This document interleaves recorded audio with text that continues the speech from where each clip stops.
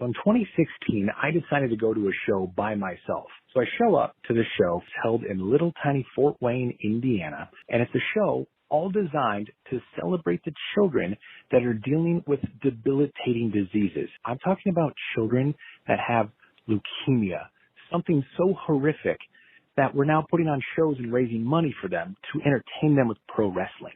This show was amazing. The headliner, Rhino and Ethan Page. But there was one match that stood out to me and something that boggled my mind. These were the warriors. These were the kids that were here to be the stars of the show.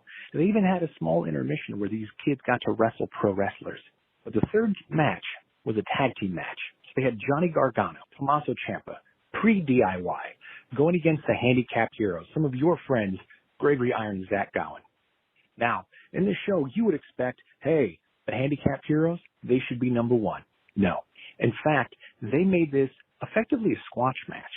Johnny Gargano and Tommaso Ciampa go over two handicapped heroes they were there to show handicapped and sick kids that they could win. And instead, they lose. And they don't just lose by like a roll-up. And it boggles my mind to this day.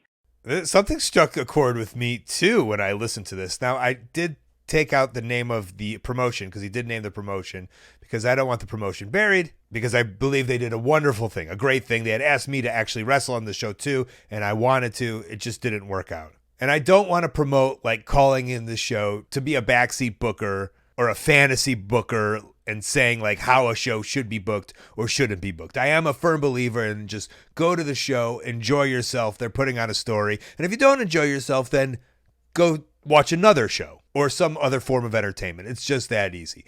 But I'm with you on this one. For the kids with the disabilities, you book the two amazing wrestlers, probably the best wrestlers with disabilities, and some would argue just the best wrestlers in general. Zach Gowen and Greg Iron, two amazing professional wrestlers. And they lose big time, and they get squashed. Now, I get that Johnny and Tommaso probably were in NXT at this point, and I guess they had to stay strong? I don't know. And I know Johnny and Greg are like best friends, so I don't have an answer.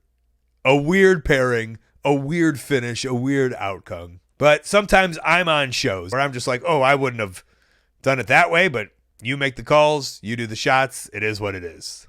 But this one just seemed like a no-brainer, and I understand your frustrations. I'd like to say most importantly, they raised money and awareness, although the best awareness would have been Zach Gowen and Greg Iron winning. That would have been great awareness, but the money for the foundation probably, that also helps too. Hey, thanks for watching. That call was part of a whole podcast called Wrestling Anonymous. Listen to the whole thing weekly. Wherever you listen to your podcast, go subscribe. And while you're at it, subscribe right here on YouTube to Colt Cabana's channel. Thank you.